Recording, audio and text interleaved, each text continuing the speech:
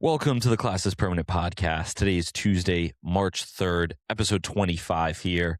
Very excited for a big episode. I'm joined by a man that needs no intro, a man with a fully healed shoulder, a man, well, not fully healed, but close to fully healed, a man who looks great in glasses, Daniel Pucc from Morristown, who works at Dow Jones.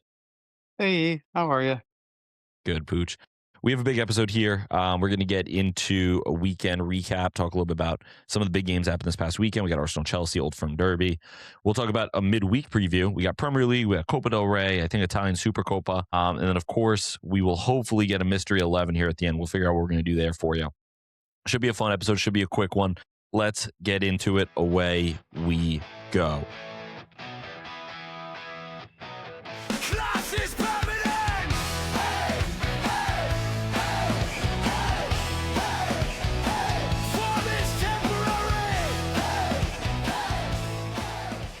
Alrighty, I already introduced you, Pucc. I'm not going to do it again. How are you, buddy? Good. How are you? Doing well. Pucc, give the people an update. I've had a lot of people text me terrified about your shoulder surgery. They didn't really see you talk about it much. You didn't tweet publicly. They didn't know how you were doing. Yeah. Are we alive and are we well? It was a quote successful surgery. So successful enough that they took me out of the immobilizer today. Okay. I'm still on Las Drugas, so that part's there, but I can start PT next week. So tomorrow, because I have off of work, my day is going to be filled with looking at PT places and seeing which one will have me. Okay. So the goal right now is June 1st. Okay. June 1st is the goal. If we can be playing footy fully healed by June 1st, we're good to go. Very nice. Okay. And just everyone who's been here since the beginning, reminder that Pucc dislocated his shoulder probably like the first or second week that this podcast started. What was the timetable? Was that end of November? Was what we were shooting mid-December. Mid-December. Now we are shooting for June 1st. So this is a Decky Kulusevski type of situation where you thought it was going to be 6 weeks, and now all of a sudden it's been actually the whole season. Yeah, it should have been 3 weeks with just a dislocation.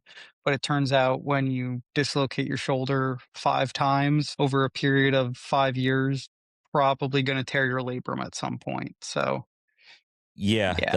That's understood. Well, Pucc, we're happy to hear you're doing well. We're happy to hear that you got this thing fixed and you'll be back at it soon. Let's swing it to another man who needs really no intro, but I'll do one for him anyway. Admin Owen. Hi, Owen. What's up, E? Kind of you to invite me to the podcast tonight. I appreciate that. You haven't missed much. For those that quick backstory here, we did the podcast a little bit earlier tonight. We said we're going to do it at 7:30. I usually drop a link for them to join. I joined the call myself, and Pucc was already in it, which has never happened before. I don't understand how he joined. And then I found out that just the same link that you send us is the same link every time. I kind of figured instead of asking for it, I just click the last link that I have, and I just pop in. So Owen almost didn't even make the podcast tonight because I forgot to send a link. So Owen has just joined us up. It's obviously we're 3 minutes in here, so you're totally good. Talk to me. Oh, how are we? How was the weekend for you? How are you? How's your life? Yeah, it was solid. Pretty chill. Didn't get up to any crazy shenanigans. Okay. Tried to stay as far away from the sport of football as possible. Understandable. I feel like we're moving in that direction. I am not in fear of having to shave my head at all. So, yeah, it's been all right. Good. Yeah, I don't have that fear for you either. Yeah, I say we just get into it. Let's jump in here. Well, before we get into what happened this weekend, let's just jump into some quick news. So, for those that don't know, the finalissima between Argentina and Spain was supposed to happen this month. I think like maybe March 25th, around that date. So that game was going to be played in Qatar. Obviously, the inaugural winner of the FIFA Peace Prize has decided to remontada that whole name of the prize. And because of that, Qatar is maybe not the best place for them to play a soccer match at the moment. That could change, obviously. So they're trying to find a new place. My first suggestion was the Camp Nou. Messi versus Lamine there. Probably not the fairest place because it's a Spain home game then technically, even though Messi, it's pretty much home for him, but maybe not Argentina. My second choice is MetLife. I think MetLife's a good spot. You could test out the World Cup beforehand. I really just want to go to the game and I don't want to have to fly anywhere. So I say we have it at MetLife. Yeah, I don't know. Any other suggestions here, fellas, where they could play this? I think the first thing is I'm glad you're talking about this. I think it's gone under the radar of most important things with what's happening in the Middle East right now. Yes, This should be number one on everybody's thing is like where are correct. they going to play the finalissimo? You said that so straight face. That really well. Good, fair I'm play. on anti-inflammatories right Pooch now, is set. so I'm very even. Mm. So yeah, I think if I had a dog in the race in terms of where I'd want it to see played, I think Westfield High, Scotch Plains Fanwood would Mm. be one of the two. I think those would be two good locations. I'm trying to think what else. Maybe if they decided to play it on an island in the Caribbean. I know that there's currently an island that's just nobody's on it. So I think Yeah, if they clear out a path for a field, I think that could be a good one too. yeah, that's not a bad idea. Yeah, I feel like Okay, Yemens likes islands. I don't know. fair enough. Fair enough. Yeah, I mean, honestly, the other thing, just talking, obviously, we're getting political. The other crazy part here is just like I I don't really know. Like World Cup's coming, and apparently now like Iran might not be allowed to play in the World Cup. Well, I Listen, don't know if they're not allowed. I think they just might oh, they not want to. withdrawn. They withdraw. Okay, Yeah, I don't think FIFA is gonna be like, "You can't play in it." I think okay. like, I wasn't. Yeah. I Well, think they just might be like, "We're not going." yeah, it's just like really crazy right now. We have a World Cup coming to the US, obviously to North America, and like Mexico right now is having cartel issues, like massive cartel issues. The US potentially just started like a world war. And then I mean Canada's chilling. Like fair play to Canada. They are really just they just actually lost to the US in Olympic hockey, so they're in a bad spot. Yeah, and also they currently have a black bear invasion happening in Oh my the, god. Wow. Yeah, so we need to keep an eye on that black bear invasion because that could be a problem. Uh, Mhm. yeah, I just listen, I'm all with the World Cup being played here. We live here, right? Like this is life. Like nothing's really changed for us for the most part. I got tickets to some of the games, like whatever, but it is kind of just a crazy thing. Like we couldn't just hold all this off for like another year, you know? Um, but hey, listen, I get it. Footy doesn't revolve around the world the way it does for us, you know? Um, It should. it should.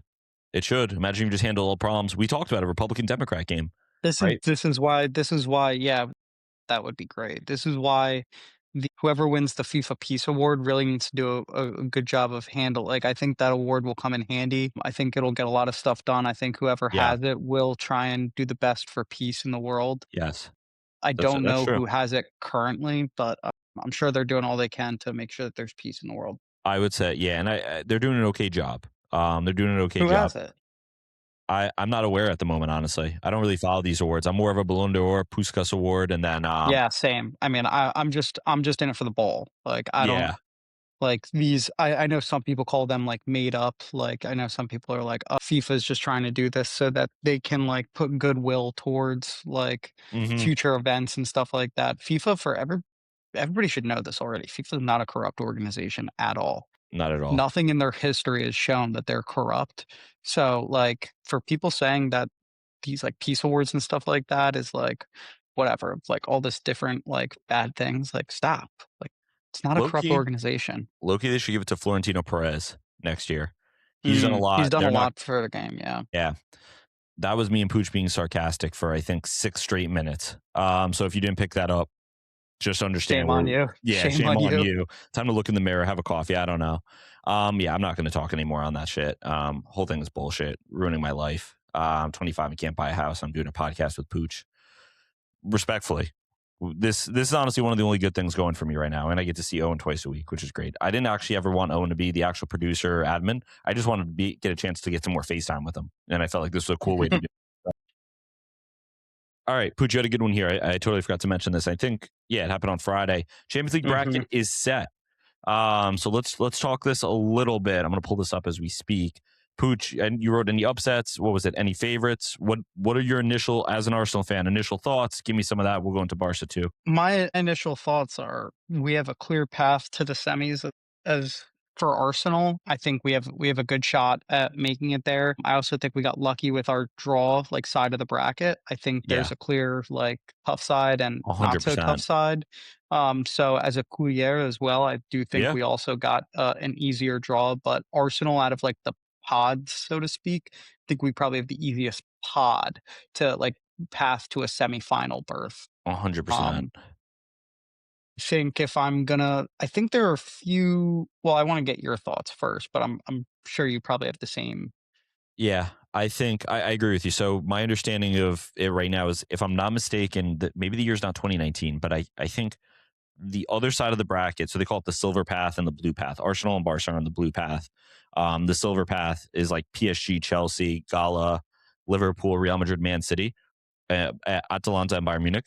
Every winner since 2019 is on the silver path. You have PSG, you have Mm, Chelsea, you have Liverpool, you have City, and you have Real Madrid, and you have Bayern. So the mhm. other side has 0 winners, right? Yeah, Newcastle, Barca, yeah, 0. So we certainly did get lucky. Not lucky, but it worked out. And No, honestly, lucky, lucky. yeah, yeah. Well, what's frustrating is a lot of Real Madrid fans are like, "Oh, look, we have to play City again. We always have it tough." You didn't have to. You didn't have to. Like, Yeah. you could have You won your coulda last won league your game. group stage games, yeah. That's not, and they're like making it seem like everyone's against. It's like, I don't know what to tell you. Like, you didn't have to be in that position. So that's kind of the one thing I'll say. And I know, listen, I'm a little sick of Real Madrid, Man City, to be honest. The game always, or at least in the past, always had fireworks. Enough, and I know, again, like, this is probably the one indicator that FIFA's actually not corrupt, because I know people will be like, oh, well, who wants to see like revenue tickets? Give me like Real Madrid, Bayern Munich. Give me, Yeah. like, give me something like that. I'm sick of this. Initial thoughts here. I'll talk to you as a Barca fan and a Spurs fan. Barca already played Newcastle. We did well. Newcastle dropping points this weekend makes me feel even better. Mhm, I think we also have a very favorable draw on this side. I mhm. mean, just take care of business against Newcastle, which I'm saying that it's a lot easier said than done. And then you have Atleti or Tottenham.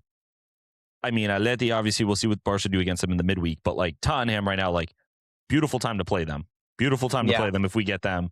Now, as a Spurs fan, Atleti's going to be tricky, and it just feels like this season, it's like, if we've ever had a player that we've been heavily linked to but chose not to sign, they're going to find a way to score against us and also just make us feel bad.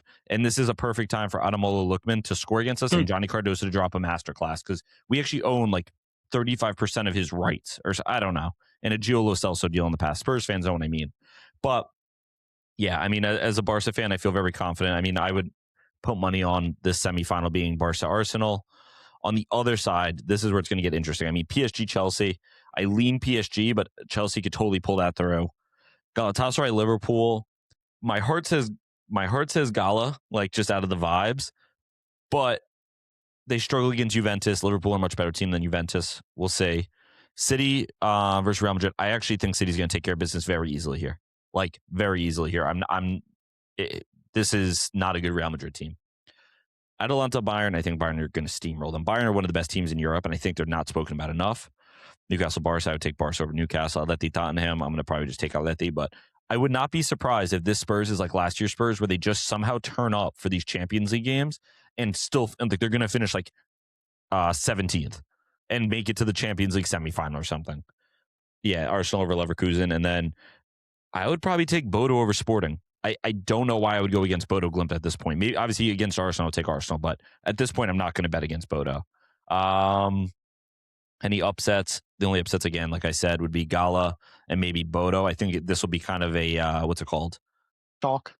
Yes, a chalk first round. What do you Yeah. think here, Pucci? So, when I was looking at it, I think the 2 upsets that everybody keeps talking about is Gala and Bodo. I think for so many people, like, normally an upset, like, nobody's talking about. Like, you're like, "Wow, I Yeah, cannot that's believe true. that team." And so I think way too many people are calling out those 2 games as upsets. I think we're gonna be getting a different kind of upset where I could see Chelsea beating PSG. I could see a Real Madrid beating Man City where you're like, historically, yeah, both of those teams, like Madrid and Yeah, Chelsea, are really good, but right now at this time, you're like, maybe not like PSG and City are probably better, Yeah. like, or are better this season. I could see those being the upsets, and then you have like a Liverpool going through and a Sporting going through Yeah. instead. I could also see like what you just mentioned, Tottenham beating Atleti. Like it would be both the most Tottenham and Atletico Madrid thing That really ever would. to be matched up against each other and Tottenham go through. Like so like there I see those more of like the upsets in terms of um teams that like you aren't really thinking like, oh, like that's not that big of an upset. But like Yeah. if you watch the teams this year, you're like, that is a massive upset. 100%. If I had a gun to my head right now, say a final, I would probably say Barcelona versus um Barcelona versus Munich, with Barcelona winning. I still don't Thank you, trust Pooch. Munich 100%. I just think Barcelona will play a better. I don't know where Arsenal will be at that point in terms of fatigue. Like, Yeah. they already are looking super fatigued in March, and, like, I don't know if, like, by that time, like, I think by that time, if we haven't already wrapped up the league, we may just put the league ahead of Yeah. Champions League. Not to the point of which Tottenham did and Right, right, right. United did last year in You're the not gonna Europa League, throw it, but but yeah, but, like, we're gonna look not like ourselves. So I don't know. understandable. It's months down the line, so I don't know 100%, but Yeah. gun to my head right now, I have Barcelona winning over Bayern Munich in the final. Thank you, Pooch. That'd be a great year for me. I kind of deserve that. I kind of need that. So that'd be good for me. Jokes, of course. But yeah, I genuinely like, I think if you were to tell me who the best team in Europe is right now, I'd honestly tell you Bayern. Their numbers are ridiculous. Yeah. Right. Like, Yeah, my only thing is they feel a lot like PSG, and PSG won the Champions League last year, but they feel a right. lot like PSG in the sense of they've won the league. It's March 3rd, and Right.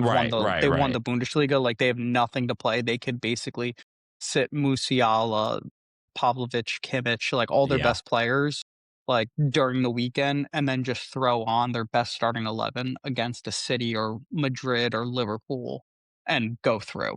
100%. And it is what it is, right? Like they obviously took care of Mhm. business. It is what it is. But that also a certain level of what's the word? Complacency comes in too. There Yeah. is something kind of nice, and you see this. I have always compared the Champions League to March Madness, and the reason I say that is because Mhm. anytime I would speak to somebody who doesn't really watch soccer, it's like, well, what's the Champions League versus normal? I'd be like, your league is the Big East, your league is the Big Ten, the SEC. Champions League is the bracket, the tournament. It's a Mm. little different where you have to qualify the year before for it, but it's the same idea. The best teams are playing each other. Now, there's a certain level of fatigue that comes in, but when you become complacent where you're a team that's maybe sat a game, you had a bye, you've had some time off, you won your conference and easily, and then you Mm. won the tournament easily. Now you're kind of sitting there, and when someone punches you in the face, you're like, whoa. Oh. Versus a team that's been playing the entire time, they're kind of just like in it, right? And like the same thing, like it might Mhm. actually help Arsenal if the league isn't wrapped. Because if the league is wrapped, I know like you can rest players a little bit then, but you also now like sometimes it depends the team. Sometimes when the pressure's cranked up, Yeah. it kind of makes people wake up and it keeps like a foot on the gas versus when it's like, Yeah. oh, like the league's kind of chill. Like we have a game every other week for Champions League. We have to keep an eye on. You don't want to just like turn up for 3 days and then because also God forbid you shit it away, right? Then what? Now you like, That's why I'm glad that we at least have a Leverkusen yes, and then a Sporting or Boto, because, like, even a team like Barcelona, like, Newcastle, like, you guys, I think, will win pretty handily, or we will win pretty handily, there you go. but it's still a tough place to play. It's a tougher place to play than a Leverkusen. 100%. And then semifinals, like Bayern having to go up against either City or Madrid, Yeah. we're gonna have to go up against Sporting or Bodo. So it's like Yep. it's does feel like maybe we could have a real like go full throttle for both those like ties Yep. in the first leg, and then kind of do the backups second leg if we have a good enough lead, like, and rest there. So it will help us, but I think Yeah. when push comes to shove, I just think Barcelona is a better team right now. It just like in the last point I'll make on this before you keep it pushing is it's also a matter of like you don't know who gets hurt in a week. Like we Mhm. don't know fitness, we don't know what teams look good, what teams start to shit it away. I agree with you. I mean, if anyone should feel wrong, it's Bayern. Bayern finished second in the table, and they are now like their pathway here. Obviously, Atalanta, who is not an easy out, right? They just beat Dortmund. I think they won at the weekend, but Mhm. Atalanta, so you have to beat them, right? Whatever, you take care of business there, you should. You now have to either play a Manchester City team that's probably firing on all cylinders, or you have to take on a Real Madrid team that just loves the Champions League. Great, you Yeah. get through either one of them. Congrats. You probably have to play PSG or Liverpool. PSG, Chelsea, or Mhm. Liverpool. Like, I would, and if you make it to the final at that point, you're probably one of the greatest champions of all time. You know what I mean? Yeah. It's like a college football thing too. I forget. I think it was Ohio State last year beat like not this past season, obviously, but the one before it was like they beat like SEC winner, the Big Ten winner, like stuff like that. Mhm. Where it's like sometimes it's like fair play, man, you won. Whereas Yeah. Barca and Arsenal, like if you get through, it's like well, you should like that should be the semifinal. That's like Yeah. that is the expectation. Bayern, if Bayern get knocked out next round, like shit, like we had the hardest Mhm. draw. So that's also why, listen, when it comes to league tables and draws, you just got to be like, it is what it is. You just got to win all your games. You can't worry about like placement and all that. You just got to focus on yourself because you may end up like Sporting does and you just end up on the right side of the table. And you're like, so if you're a Sporting fan, right, you have to take on Bodo, which isn't a fun draw, but you're probably like, why not us? You know what I mean? Like, Yeah. I got a chance here, But let's move on from Champions League. We'll obviously preview that a lot more when those games come up. Let's move into a quick weekend recap. So we had a bunch of good games around the world. We previewed them last week. Let's jump into the Prem as we always do. Pucci, where do you want to start? Do you want to start Arsenal Chelsea shit? We could if you want. You pick. I have a few. Yeah, we could start there, top of the table. Do you want to read the first point I had on that game? Yeah, LinkedIn Liam was like, Meta, remove Rice's clothes and cover him in baby oil. It's such a funny joke, and every single time they pan to him, I just start laughing to myself. I said that to my brother because I was watching the game with him, and he started dying laughing, and we started doing the different players and stuff like that, and then I finally said, "Meta, remove Adama Traore's clothes and cover him in baby oil." And he was like, "That may be a bit too far." That's awesome. No, Get I into this, mean, Pooch. yeah, this game was dominated by set pieces. I saw a lot of discourse after the fact of like, Arsenal can't win without set pieces, yada yada yada. We literally put like 3 open play goals past Spurs last week. It's it's I don't think it's I think Chelsea I saw a video on it today actually because 'cause I've had a lot of time to just sit and do nothing. Um, one thing that a lot of teams have been doing against Arsenal recently is actually their man marking. Okay. So it makes it harder for Arsenal to get open when building up. So it forces them to go more direct, which in turn Right. makes It's more it set like pieces and yeah, those types of exactly. situations. Yeah. So I think we actually played decent. I would say once again, it's like we deserve to win the game, Mm-hmm. but I don't think we played as the better team. It's similar to felt very similar to the Wolves game second half, where Mm-hmm. it's like we just didn't pull away. And I think that basically is I think personally it comes down to just we're just tired. Right. So I think there's still a lot of things for us to kind of improve on, but 3 points is 3 points against the top 6 side. Yeah, you You take it. take them. I think Chelsea have a lot of discipline issues. I mean, Caicedo was running around at different points, played well, but like he's like trying to take off guys' heads like at it when the ball's out of bounds. It's like he's like crunching tackles that some were legal or most were legal, but like you're just like, what is he doing? And Yep. Pedro Neto, like, gets a yellow card after the second goal, which I did not see an issue with the second goal. I don't know why they were all complaining. Like Sanchez literally runs out to get the ball and then claims that like he's being held. He was not. And then the ball like gets put into the back of the net. But the ref was like, everybody leave except the captain. And Neto just kept following. And the ref Yeah, was yeah, like, yeah. okay, I told you, like yellow. And then Yeah. 30 seconds later, like he Yeah, the takes out tackle was Martinelli. Yeah, like, it's like there's no need for that tackle, like, you've stopped him enough, you've had defenders getting back, you're around the 50, you don't need to take him out, like, it is just idiotic to have that double yellow and then basically, like, put your team in a sticky situation, but, like, I saw somebody say, like, this is what happens when your team is filled with guys like you're I forget who the attacker or Enzo Fernandez.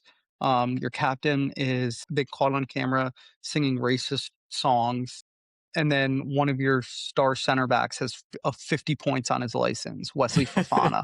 Like it's just like zero discipline. Like, and I'll say this: like I've spoken with our Chelsea friends, like even this summer recently. It's like Hmm. the Chelsea board are so in love with this. We're gonna cultivate all of this young talent and it's all going to rise at the same time, yada yada yada. But they also agree like you still need leaders, like veteran leaders within the locker room, and they don't really have that. Like I guess Kukurea is one, Reece James is another, but besides those two, like who are their like older leaders that are kind of helping these young guys out there? Like there is not really Yeah, I can't anybody even that think of you one.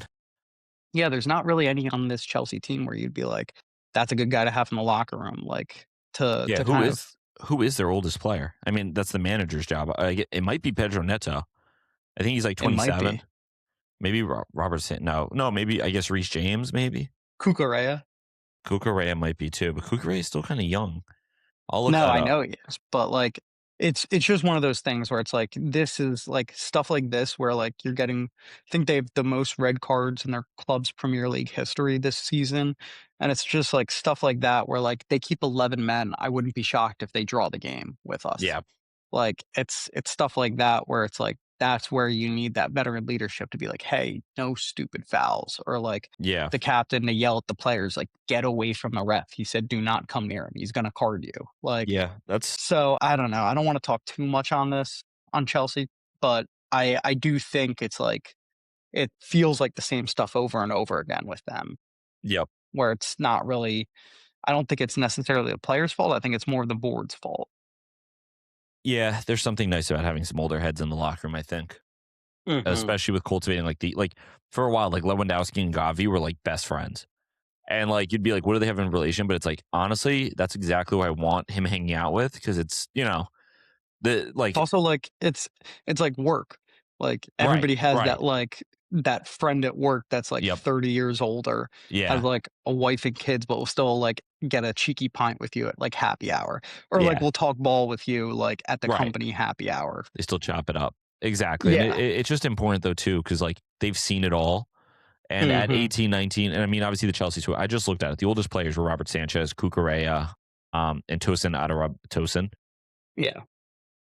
at 28. And the only problem with it too is F age, right? Like, don't even think about the age. Yeah. Like, let's talk about like big moments, right? Like, Tosin spent most of his career where at Fulham, right? Like, he's Yeah. not probably chatting to Enzo.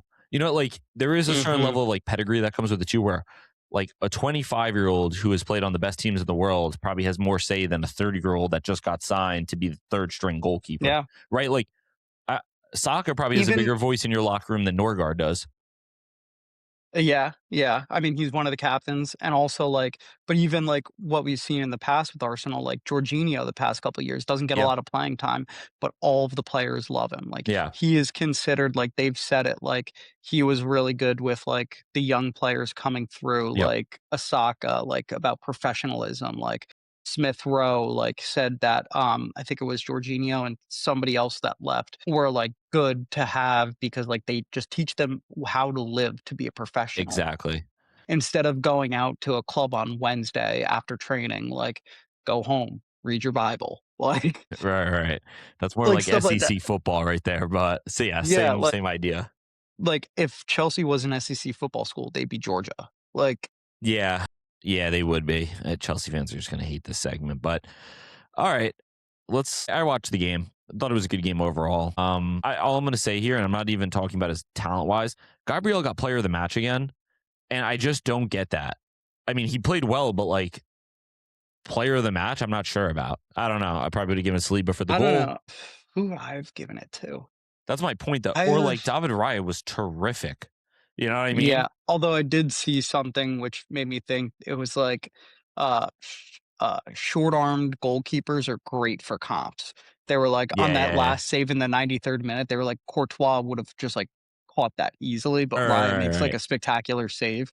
So that got stuck in my head because I was thinking him as well. Yeah. Um, I don't know. I really like the way Hincampe played, but you can't give it Okay. to a guy who got an own goal. Yeah, that's a tough one. Somebody said, oh, man, I I need to see if I actually I bookmarked mean, this tweet because do I bookmarked it for this podcast. I don't think I did though, but I did. But basically, somebody was like, "All right, keep talking. I gotta find this because it was so funny talking about yeah, Hincampe's playing style." I'm not doing that, but looking at it, I mean, and not that Font Mob is where you should go for your end all be all, but like it gave Timber man of the match, but like I guess it gave him an 8.3, it gave Gabriel an 8.2, and it gave Ryan 8.3. So fair enough, I guess. I would have probably given it to Ryan. I just thought he was terrific. Whatever, is what it is. Okay. Yeah, I found the Hincampe tweet. Yeah. It went big on Arsenal Twitter. That's why it was found so easily. This was from Alex Froco. He said, "Great tackle, but Hincampe makes me nervous. Feels like watching a dog drive your car perfectly. They're driving perfectly, but they're still a dog."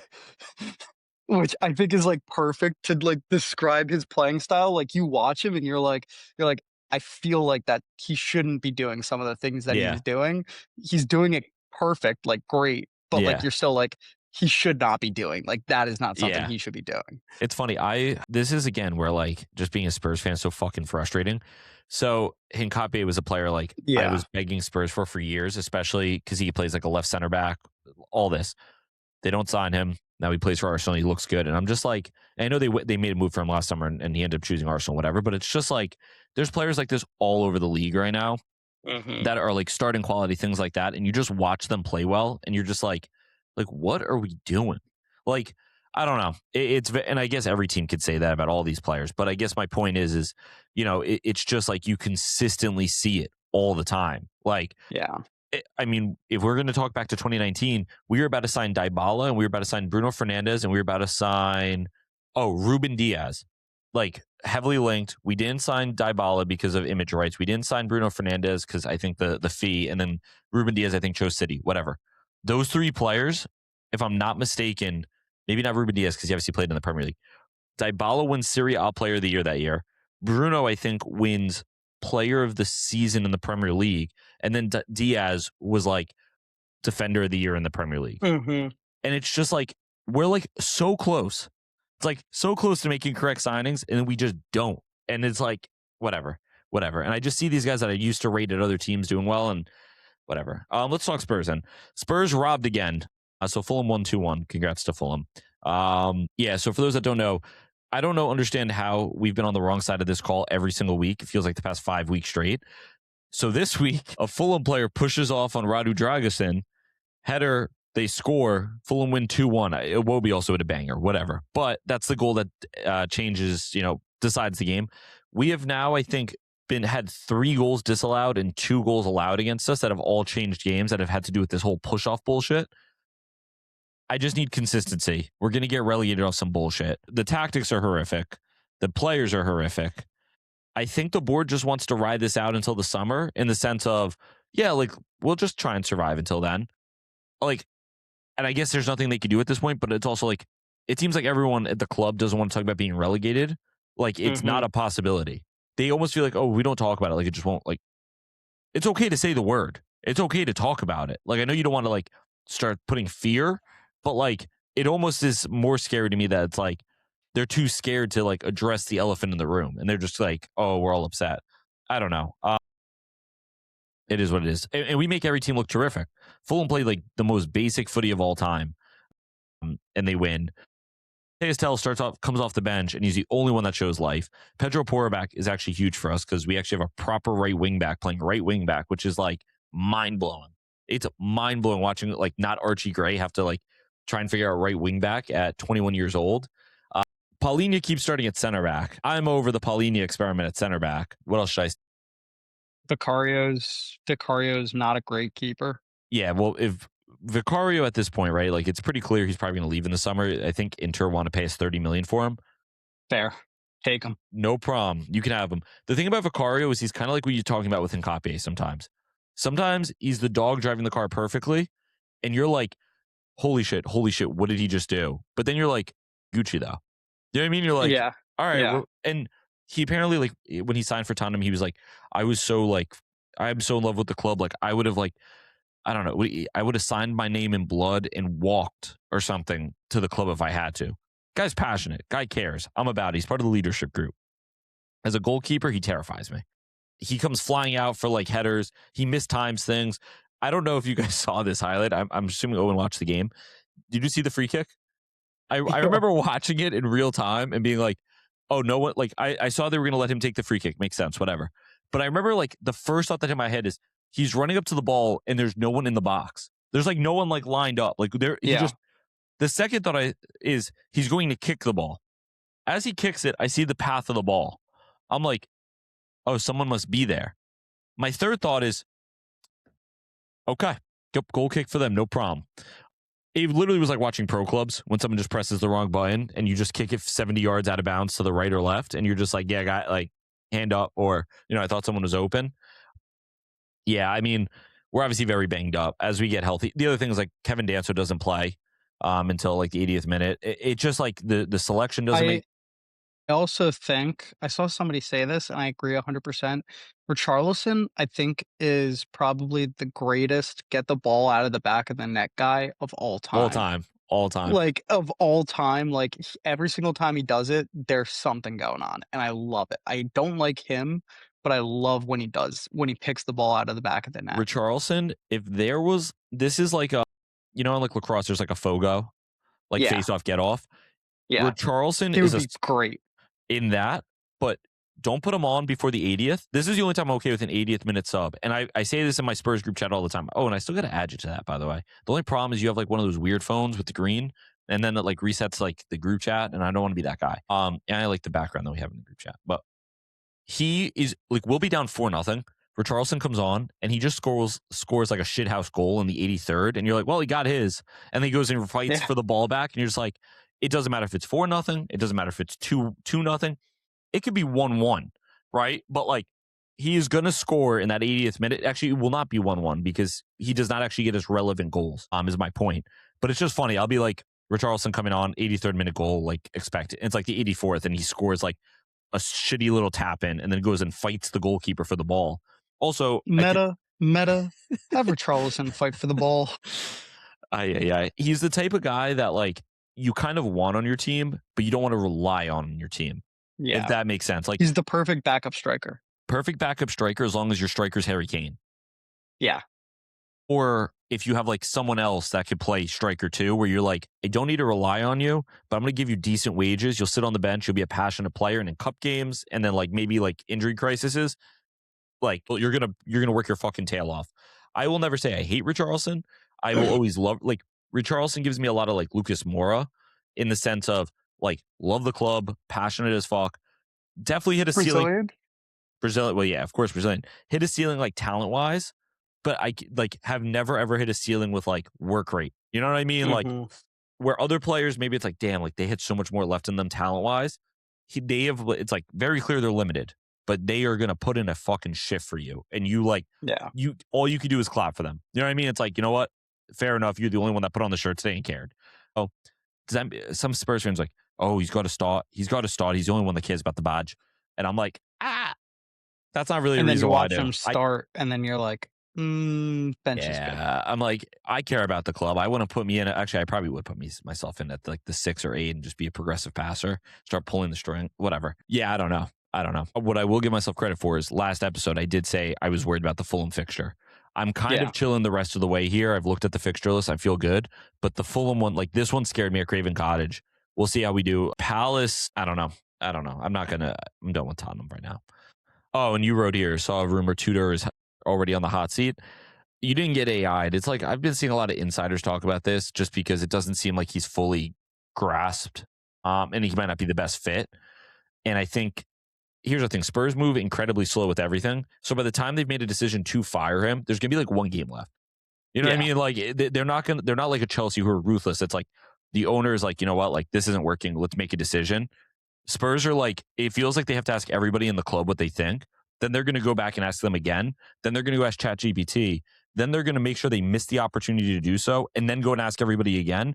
And now it's like, well, no, don't fire him now. Like, it's fine. Like, you're chilling. And then they're going to be like, all right, so we fired him. What should we do now? And you're like, yeah. That's my little rant there. City versus Leeds. I didn't watch this, Pooch, but City beat Leeds 1-0. You said, did City escape a handball? Did they, Pooch?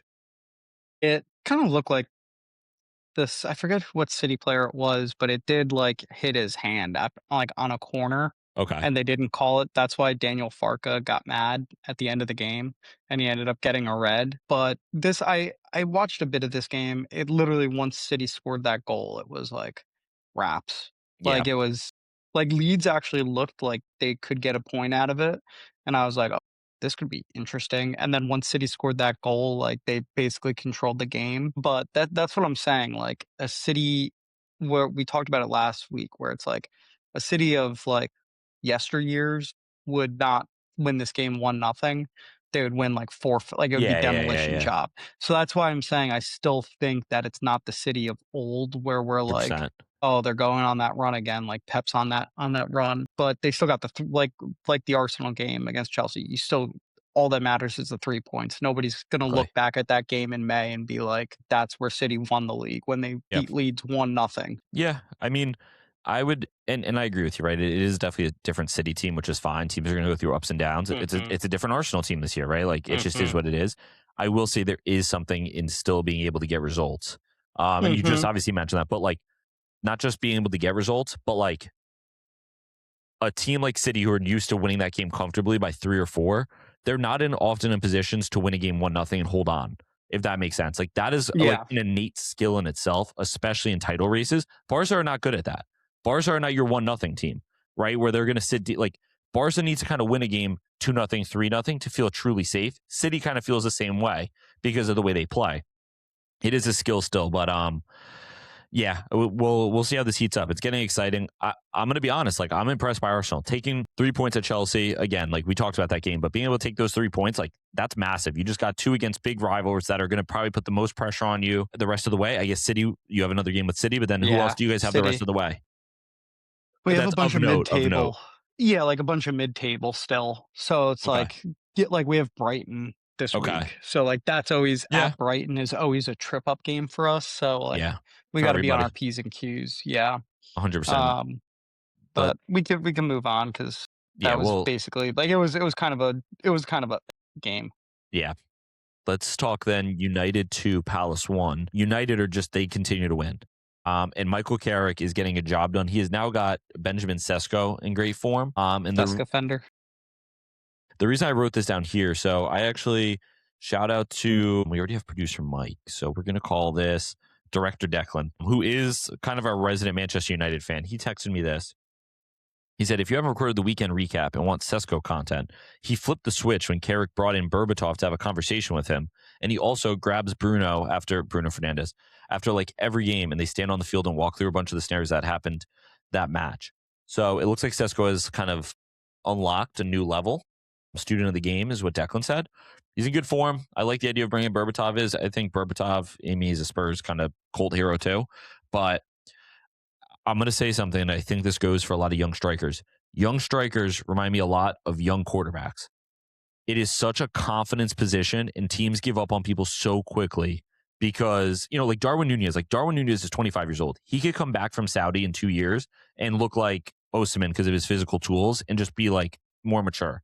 Ferran Torres has done it. Like he's still hot and cold, but you know what I mean? Like kind of change the narrative. Like I think when it comes to like even Jokeres, right? Like there is such a confidence aspect to playing the striker role that teams like to give up on them. Like Højlund, they gave up on him. Where is he? He's at Napoli now, and he seems to be back in form. Like he's so young that he in 2 years could come back to the Premier League and become a top 3 striker. And it's like, well, why did Man United give up on him? It's like I get it. You kind of have to make decisions, move on, but at the same time, you kind of have to like ride it out with your strikers a little bit. It's not like a center back. It's not like a midfielder. These are strikers. One of the only positions that you kind of like.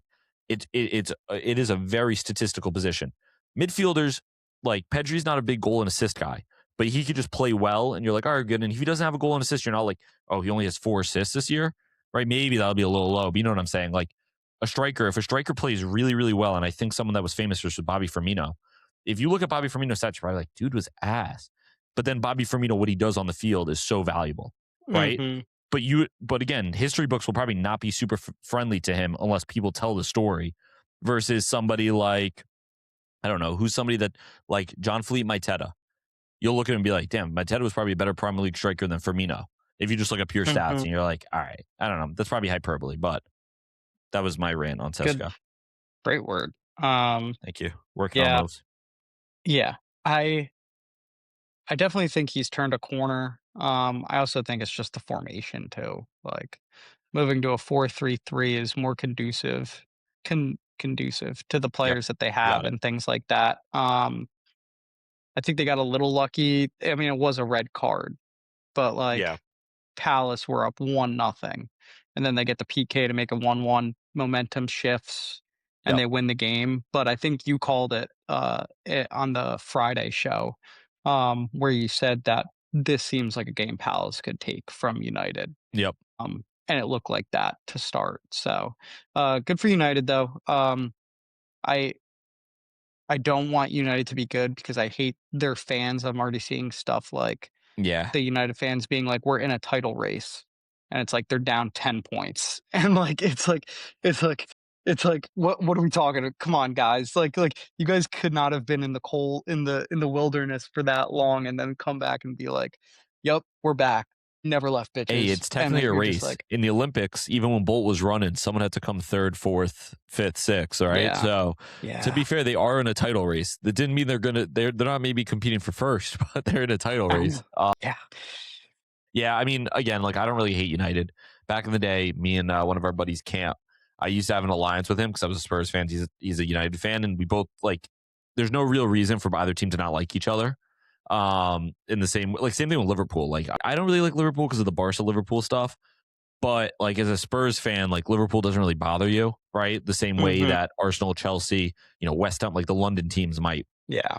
But yeah, I mean, there is something in my eyes about just simplifying the game at some point.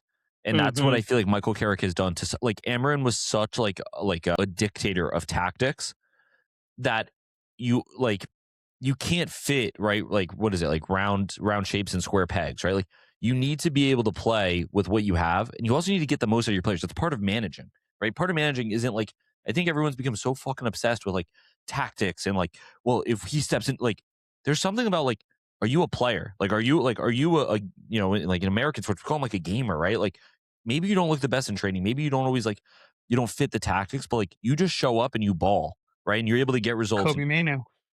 I love Kobe Manu, and they left him. It's like that's my point.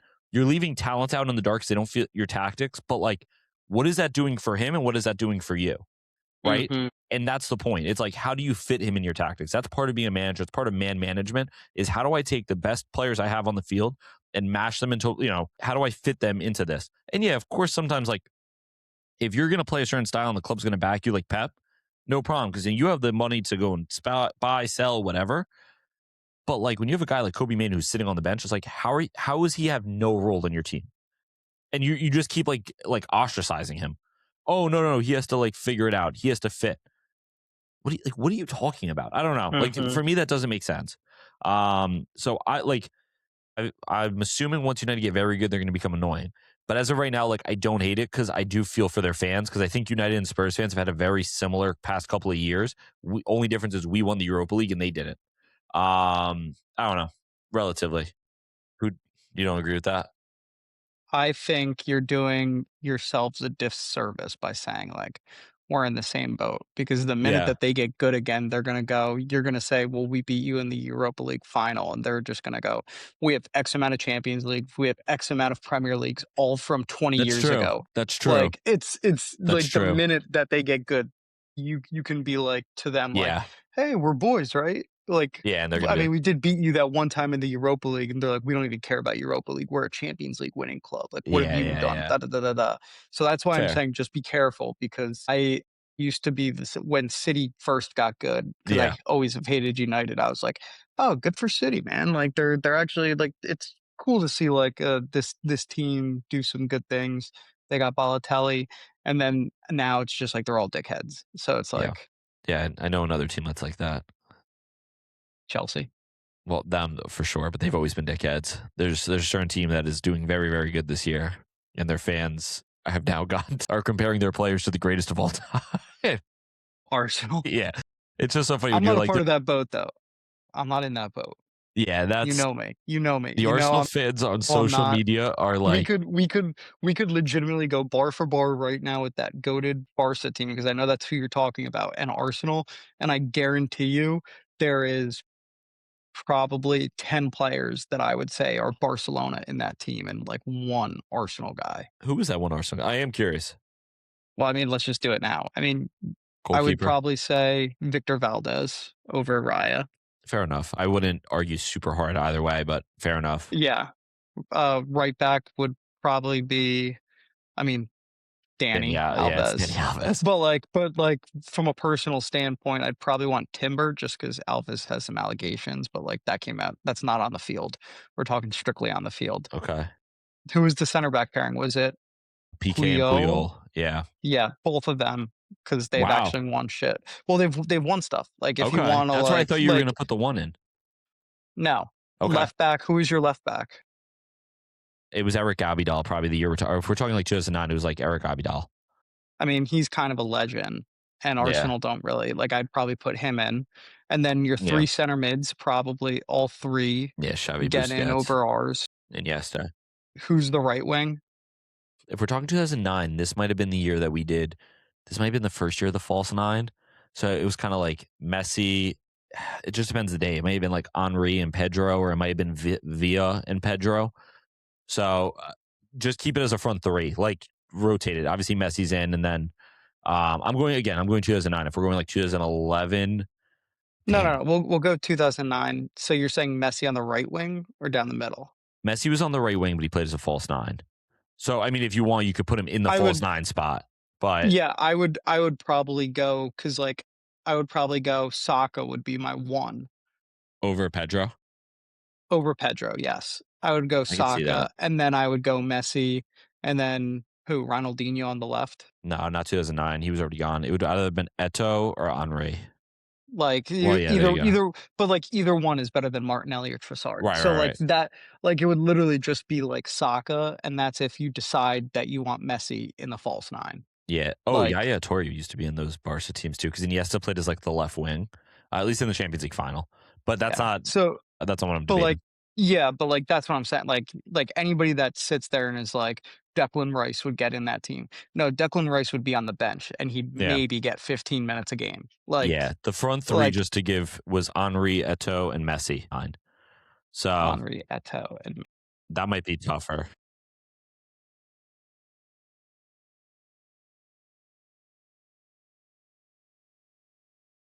Mhm.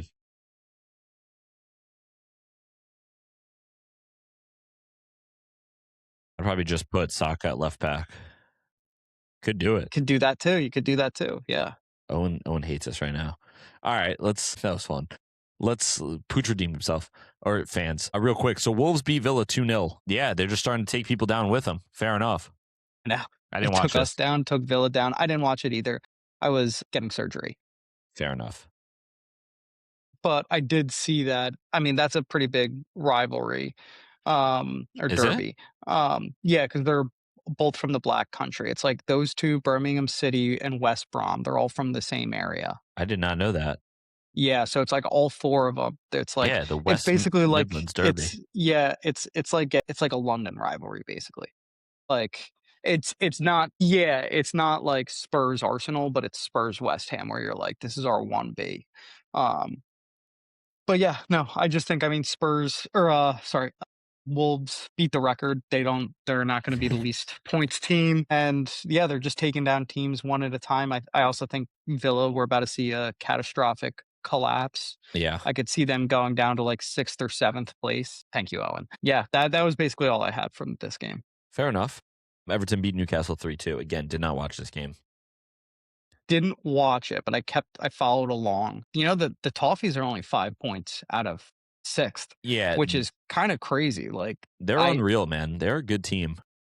yeah, like I think they may sneak into a European spot. I know Brentford won this weekend Yeah, too, but like they're only 5 points in back of Chelsea. Like if Aston Villa go on a slide, if Brentford slide a bit more, I think Everton are even keeled enough where they can kind of keep chugging along and getting points and make Europe.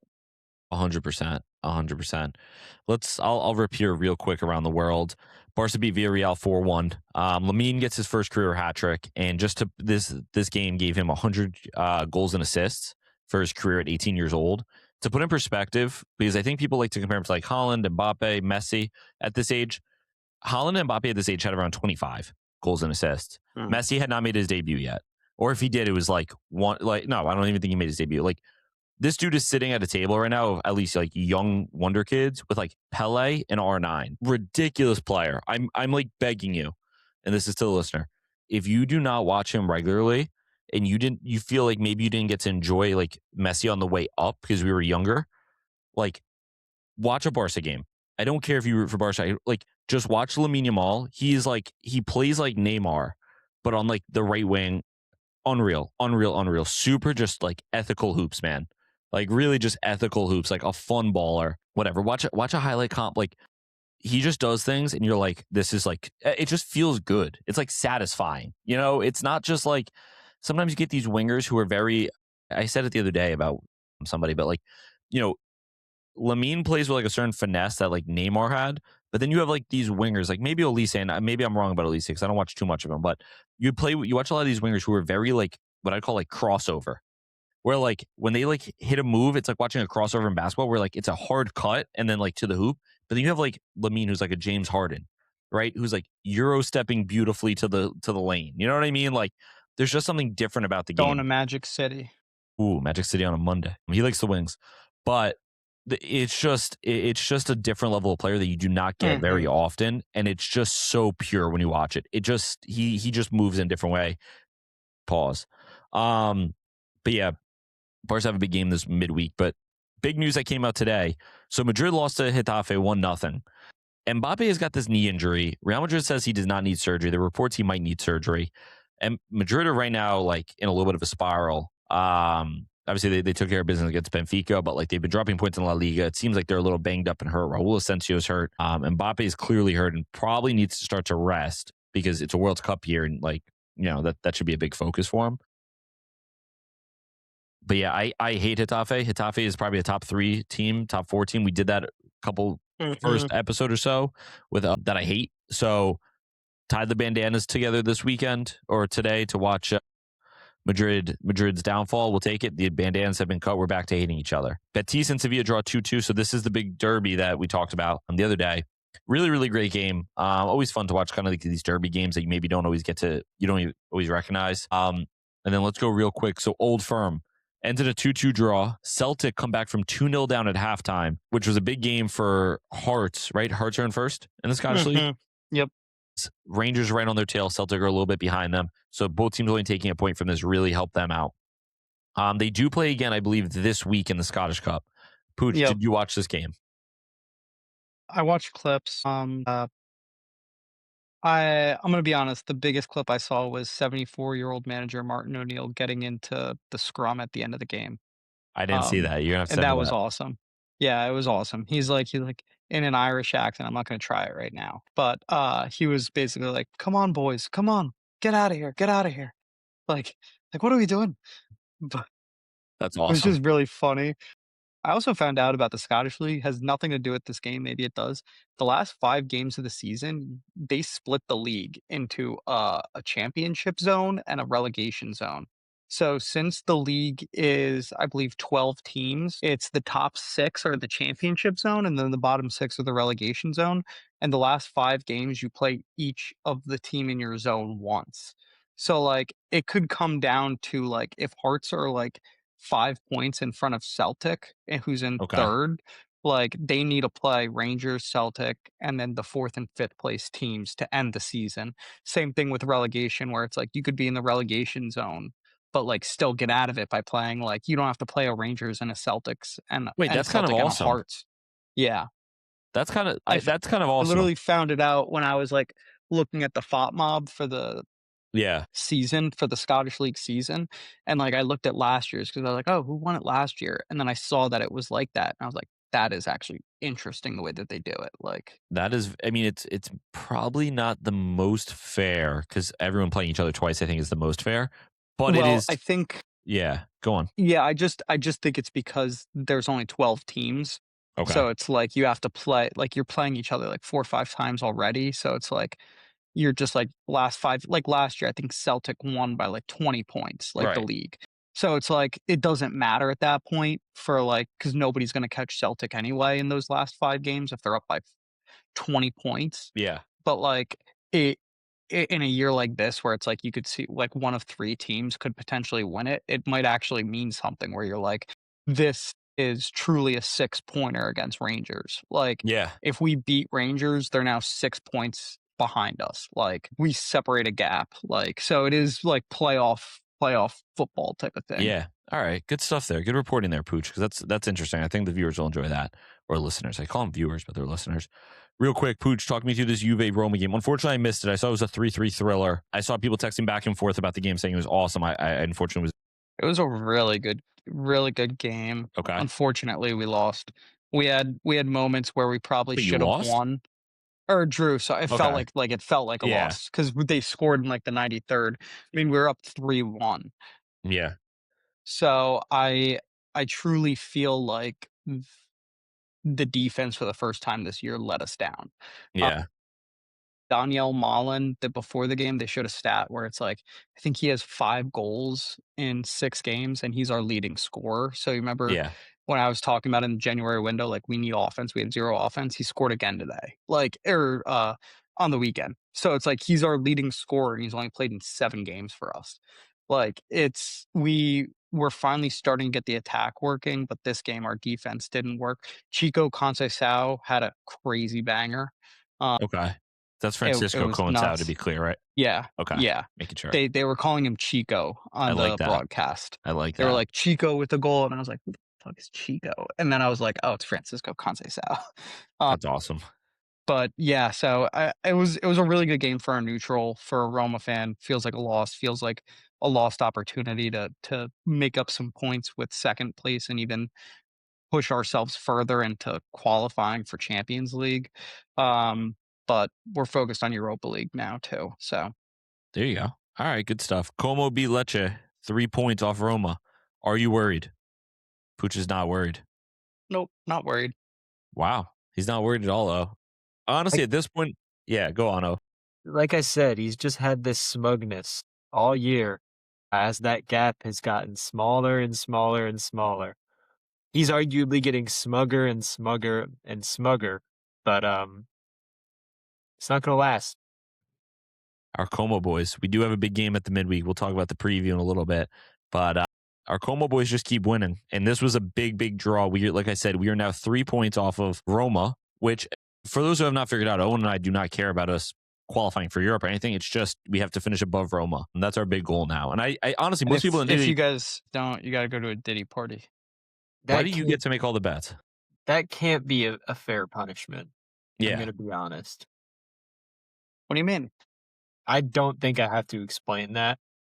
Don't you like Meek Mill? Meek Mill goes to a mall. Not really. He's not a good enough artist to justify all that.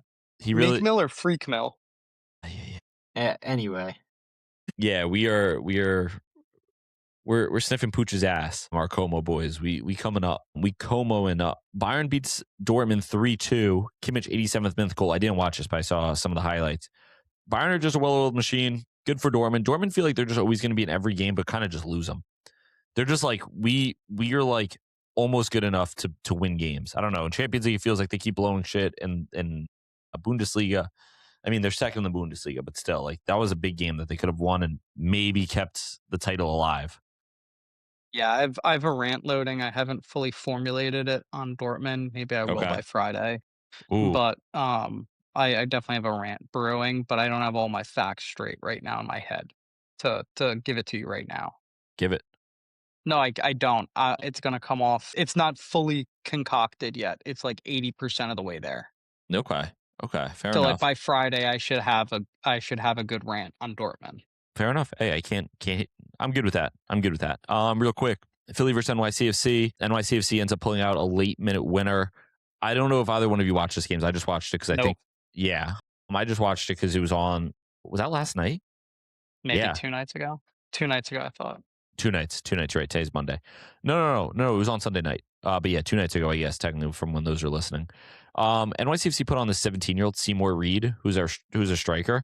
This dude had 2 one-on-one opportunities in like the 75th and the 80th minute to win the game. Choked both of them in different ways. And then literally after the second one, Philly picks up the ball, goes the other way, gets the softest pen call I've ever seen in my life. Softest. I don't know what's going on with refs these past like couple of weeks. Like soft call. Philly scores. NYCFC goes and wins it. Later on, Tavon Gray, the Bronx boy, wins it. But like, I don't know. The whole ref thing, it's like very strange. But fun game. It's always fun. NYCFC versus Philly. Good Eastern Conference rivals. New York versus Philly. Orlando and Miami. Big rivalry here. So Orlando loses to Miami. Messi scores 2 goals and assist. Let me tell you something. The MLS goalkeepers, Pucc, he had 2 assists? No, he did this. Messi was talking shit to the Orlando City bench, and he was We like, did that? two. He showed him the Yeah. 2?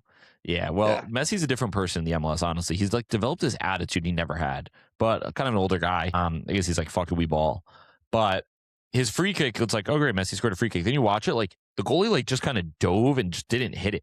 Just like kind of went under him. So I'm like, all right. And then there was another goal that I think Messi took a long range shot and the goalie, like it bounced off his hand and in, and he's sorry, it's on the other side. Orlando scored a goal on Miami. I was told that the Miami goalie is the best in the league. It literally bounced over his hand. And I'm just like, what are we doing here, MLS? I don't know. Just my takeaways from my MLS heads.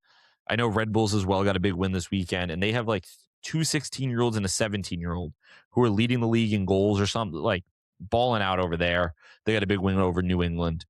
Any other games I'm missing here, Pooch? Anything you watch? How's St. Louis doing? Nope. Don't want to discuss St. Louis. I really have no idea. If you can, Yeah, no. We can move past them. They definitely did not win. 2-0 against San Diego. Yeah, no, we're not discussing. Who's St. Louis's big rival? Kansas City. Okay, that makes sense. I was trying to geography. All right, that was a little weekend recap for you guys. Hope maybe if you didn't watch all the games, you got a little intel on them. Help you guys out there. We're gonna start bringing the betting back. You know that? I feel like that brought a little juice. But let's get in here to a midweek preview. Talk about the games we got coming up real quick in the Prem. I'm gonna I don't want to say rip through these, but let's just talk through these real quick. Leeds versus Sunderland. Who you taking here, Pucci? Leeds. Wow, over Sunderland. Yeah, I think their trajectories are on 2 different. Sunderland feels kind of stagnated, like they've plateaued. Leeds still feels like they're climbing a bit. I hear that. I think I'm going to take Sunderland on this, not because I disagree with you, but because I also feel like Sunderland's a team that maybe I'm overrating them, but I feel like now they're getting underrated too. But I hear you. Yeah. That makes sense. Probably the big game this week will be Villa versus Chelsea. The Chelsea hater in me wants to take Villa. The fact that Villa's kind of on a slide makes me want to take Chelsea. I think I'm going to take a draw. Smart. I think a draw is smart. Okay. I was going to either take draw or Chelsea win if I had a gun to head pick somebody. Yeah. I think that's fair. That'll be a good game. I'm assuming that's probably Tuesday. All right. Brighton versus Arsenal. Pooch. I mean, I'm assuming you're taking Arsenal win here. Yeah, I think Arsenal will win, but I'm not fully it's not going to be a convincing win. It'll be similar to the Chelsea game where it's going to be like a set piece goal and they're going to win 1-0 or something like that. Brighton are in and good everybody form. will say worst winners of the Prem ever, even though we haven't even won it yet. So yeah, I mean, I'm just a hater. I'm going to take Brighton, but I assume Arsenal probably wins this game handily. City versus Forest. So this is the point where I would be like, oh, Forest can be really cheeky against City. Because, I don't know, it's just in my head that they're a cheeky team. But they really aren't a cheeky team. No, they're just bad. Right. So, like, I don't know. Bad. I guess City? Unless City, like, literally sit there and they're like, we've won this game. We don't even need to play. Like, and come out so flat. I don't see a world where City loses. Yeah, I agree with you. I think you're also probably doing a little reverse psychology, which is okay. I don't mind. I do that too. I thought about doing that for a second and going about 5 minutes in on how Forest is going to lose handedly to City. But then I was like, nah, it's not worth it. Yeah, you don't want to start getting into that. Yeah. Newcastle versus United. Once again, I think it's United's world. We're just living in it. They're in a title race. Yeah. They're just in a title race right now. We can't do anything about it. Plus, Newcastle's so shit. Low key, though, we do need United to be good against. That way we get more like Red Devil TV. That's something we haven't had. We've kind of lost that.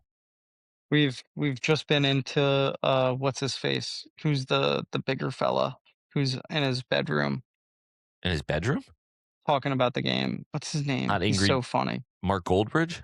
Angry Ginge? No, no, no, no, no, no, no. It's the shoot. I forget the guy's name. Owen, help me out. You definitely know who it I is. really don't. I thought you were talking about Goldbridge too. No, he's like a bigger dude. Um, shoot. Oh, this is gonna kill me. No context fan I have no idea who you're talking about. TV. Shoot, what's this guy's name? The minute I say it, you guys are gonna be like, "Oh, alright, this account has changed." They're just like giving I Showed Speed a ton of love out of nowhere. Am I gonna have to Alright, cut this all is the this? wrong account. This is the wrong Are you account. talking about? Oh, never mind, never mind. The guy I'm talking about doesn't talk about games. Okay, but yeah, I don't know what Thanks, this guy's Dinesh. name is. I'll remember it a year from now. For just like about, I don't know, 35 seconds of dead air. Can you just apologize to the listeners? Sorry about that, you guys. I tried to find who this guy is, and I couldn't. He maybe a little bit more convincing. I mean, I would be kind No. of pissed if I was in my car. All right, cool. More dead air. That's 2. That's 2. What are they gonna do about it? Someone definitely like checked their phone there and was like, "Wait, did I press pause?" Yeah. Spurs versus Palace. See, like it's weird because against Fulham, I felt very scared. Against Palace, I feel very okay. I feel like they're gonna find a result, and I really should not feel that way. Other than the fact that I just think like when God like bless people with things, like Owen's got great hair. Pucc is a handsome man. He's very good at marketing, and he is like a glue guy. God bless me with many things, to be fair, many things. I mean, I don't need to wear glasses. So that's one big thing that a lot of our friends know. Like, I have perfect vision, normal shoulders, but also like just to put in my balls of feeling sometimes about footy and just know I'm going to be right. And so I am putting my balls on the table for this game. Spurs are getting a result against Palace. Nuts out for Harambe game. Sure. It could be. It could be. Oh, It's a and nuts out for Harambe game. am I totally off your own? Did maybe God not bless me with that? I mean, I don't want to discount your intuition. Okay. Good word. That's not something I would say. I I really just don't know what you could have seen from this team in the last since 2026 Mm. that would lend you to believe that they would win this game, aside from the fact that it's like, well, they're due. Yeah. I'm a big they're due guy. I'm a big they're due, and I'm a big just look at the patterns. And we're talking roulette. I'm the type of guy, if I see black 7 times in a row, I'm throwing a lot of money on red. And I know the odds are the same. The odds are the same. Doesn't matter. I'm a big pattern guy. I'm a big feel the vibes guy. God put that in me for a reason. And I lose a lot of money because of it. But when I hit, I know where it came from. You hit big. How about you have some faith, man? What's like with the waffling? Like, what if we like this is the problem? You know what? Pooch has kind of started creating this culture of waffling in general on this podcast. Like I'm down to just put my nuts and my beard on the table at any point. At this point, First of all, can we take all these things off the table? I don't want to eat at this table. This needs to be disinfected ASAP. There's just way too much happening on this table. that's fair. And yeah, man, I mean, I'll celebrate with you if Spurs get this win. That would be Okay. really season altering. But once again, it's not a path I'd take. But you know, go Spurs. I hope Tudor really locks it in and we figure Yeah. it out. Yeah. The only way I'd waffle on this and turn my back on this is if it starts to rain. I don't think we're a win in the rain type of team. Yeah, that's a joke. Real quick around the world. Now we're talking games that. Let me tell you something. Copa del Rey, Barca versus Atletico Madrid will be today. If you're listening to this in the morning, if not, it probably already happened. Barca are down 4-0. No problem. No problem. I'm going to put a lot of money on the Barca money line. We're Gucci, like to win the tie. Money line. Another one. Like when we lost 4-0, there was no part of me that said we're in a bad spot here. I honestly was a little excited. I was like, ooh, remontada, which means like Lamine Yamal highlights. Ooh, Pedri better drop a masterclass on these hoes. So I don't know. Maybe I am a little messed up in the head. God didn't bless me with perfect cranium, but there's something about just having belief, man. If you need someone to just be a believer, that's me. Thoughts? You're like Smash Mouth. Who? I'm a Believer. They did the song I'm a Oh, Believer. oh, yes. Or don't they also have the song "Hey Now, You're a Rock Star"? Get Rockstar. your yeah. Yeah. We might get trademarked on that. Smash Mouth. Yo, Pooch, what are your thoughts on this Barca versus Atletico Copa del Rey game? I think it's huge for many reasons. One of them being if you see them in the quarterfinals, you want some sort of even if you lose this draw and you don't advance, to win the game, I think is important. Yeah, To sit there and be like, we didn't lose over two legs a month yeah, ago to them. Like it's like you're sitting there. If we lose this one, it's now like, do they have our number? Like, yep. has Simeone figured us out? But I think if we can get a win, even if it's 1-0, we don't go through to the final, fine. We at least can sit there and be like, we know that was just a fluke, the 4-0. Like we can beat these guys. So I think it's big for that reason as well. Maybe not just Copa del Rey. Might 100%. not come back and beat them 4-0 this leg. Like the draw might be done for this, but it has a lot more implications than just the Copa del Rey. Hey, a wise man always said, "Watch out for the third leg." And Atleti, they better watch out for the third leg. We may not win in Yeah, the first leg. We definitely didn't win the first leg. We might not win the second leg. But let me tell you something. Don't sleep on the third leg. You never know. especially with the cranium that we got at Barca. Okay. You know, sometimes it's just fun to live in delusion. You know that? Like, some people are like always so realistic. And then there's just me who's like, you know what? Fuck it, we ball. Because guess what? You know how good it feels when it hits? When it doesn't hit, what am like, what are you gonna do? You're gonna clown me? It's like, well, yeah, like whatever. I lost. It already sucks. But when it does hit, I get like Diego Simeone to the crowd. You know what I mean? Grabbing the huevos. Copa Italia semifinal first leg. We got Como versus Inter. Uh, Cesc Fabregas asked for Como Stadium to be, what did he say? He was like, I want it to be a mini Bombonera, like the Argentina stadium. He like wants like that Hmm. passion. I'm all about it. Bring the noise. Bring it. The Bring. thing is, it's tough to bring that with a place that's so serene like Como. I don't know. Oh, do you agree with that? Like Lake Como's a place where you go to vacation, where the rich go to vacation. Y Like it's not a place like the Bombonera.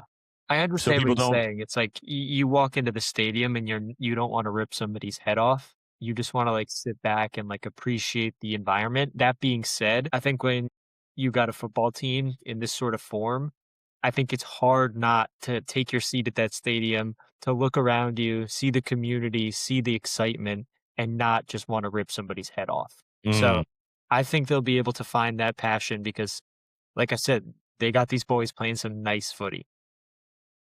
it would be my point too. Because Pooch, I do agree with you. There are some cities where you're like, yeah, they don't really care about sports there. The only thing though is you got to remember the people that are attending this game aren't celebrities and people on vacation. Fair. These are the Fair. people that But work in the hotel that are the blue collar I that don't know. get to But enjoy the sereneness. Ethan, close your eyes real quick. Eyes are closed for those that aren't watching the video. Um, He's full of shit, he's you're lying, his eyes are wide open. you're you're Close your you're eyes too. Then see why were your yeah, eyes both of open? you guys are both Coma fans. So Okay. you guys are both mid-30s, you have a family, Okay. 2 kids, but you're a season Soon for ticket holder Pooch. for Como. Yep. You're a season ticket holder for Como. Yep.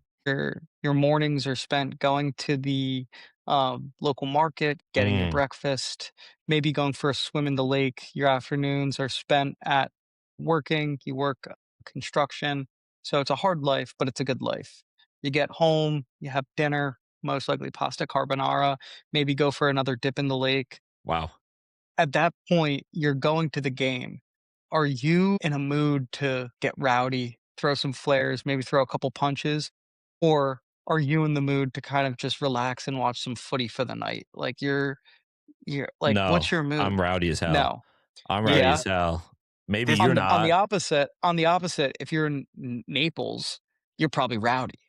Why? That's what I'm saying. It's a beautiful place to. Naples But if you're a footy fan in Naples, it's all you've ever known. It's Okay. you grew up like on the hard streets. You every morning before a game, you're going to the Maradona little mausoleum that they have and praying to Mm, him before the game, along with 800 other people. okay. Like you're parading the flags through the streets. Como, you're not doing that because Kylie Jenner is going to get super scared that there's 800 local Comanese running around with flares in the streets, and she's going to put in something to the mayor saying, "Hey, we got to stop this." Pucc, you'd be great at writing fan fictions. If I I lived know. in Como and I was a footy fan, I'd be there. My team is hype. We have the best team in the league coming to town. I'm going to make this turn into Halloween where the lake is haunted, brother. And I'm Jason coming out of the lake, and we are, you're going to die. You're coming to Como to die. Yeah, that's my take. And then you have Lazio versus Atalanta. I'm not going to watch that. But I always get to report it. Alrighty, everyone's favorite segment. Owen, do your thing, King. Mystery 11 time. It's a Tuesday. You know that. Give me the formation. Going up. Yeah, so... this is not prepared, is it? No, it's good. Okay. I just had to bring it up real quick, and I've decided to do everybody a favor. It's been a couple weeks of formations that are borderline unplayable. Thank God. So Thank God. I've decided to line up today in a 4-4-2. Wow. And just to be clear, this is like left mid, right mid, all that, No, yes? I didn't give you that privilege. It's just a little midfield diamond. I like a midfield diamond. I really do. Yeah, you do. So if you want to say it's a 4-1-2-1-2, you can. I don't play by those rules. I still think it's a 4-4-2. It's a tight diamond. And you can make a joke about it. I don't think that's funny. Right, exactly. I care about the football of it all. So let's get into it. Get into it then. Real quick, I can't clap, but I'm clapping for you giving us a normal formation. A quick clap for don't clap yet. I physically cannot clap, so I could clap if I really wanted to. But okay, we got to get into this. That's crazy. All right, let's start with the goalkeeper. Yeah, Ugu. All right, Ugu. Dude, what? Dude, what? Uğurcan Çakır. Is he Turkish? He's the he's the Galatasaray keeper. Okay, that's what I thought. Keepers that play for the team that is their, like, if they're Turkish, they're playing for their same country. They're playing for Galatasaray. Really good guess, but that's not it. Fuck. Okay. Give me the left back. Alejandro Grimaldo. Same guess, Pucc. Same guess. I'm gonna guess players that have just played in Turkey. No, he's never played there. He's never played there. It's an interesting guess, but that's not correct. It's okay. Sometimes you got to just shoot for the stars. My first guess was pretty good anyway. I'm on painkillers, so let's go striker. There's two of them. I'll give you Florian Balogun. Are these people? Grimaldo started at Barca, left Barca. He ended up going to where? Leverkusen. But before Leverkusen, where was he? He was at Sporting. He was at Porto. No, he was at Sporting no, he was at Benfica. Didn't Grimaldo also play for City or had some ties to City? No. Or am I thinking of Pedro Porro? Pedro Porro. Yeah, that was Porro. I know nothing about Uğurcan Çakır, so we're going to avoid him. And then Balogun, definitely Arsenal lad. Did he ever make a debut for Arsenal? He did. He played about maybe a decade's worth of games. Okay, so I'm thinking this is maybe guys. Are these guys that went on loan at the age of... What age did he go on loan? Balogun? Yeah. Balogun went on loan. How old is he now? Like 25?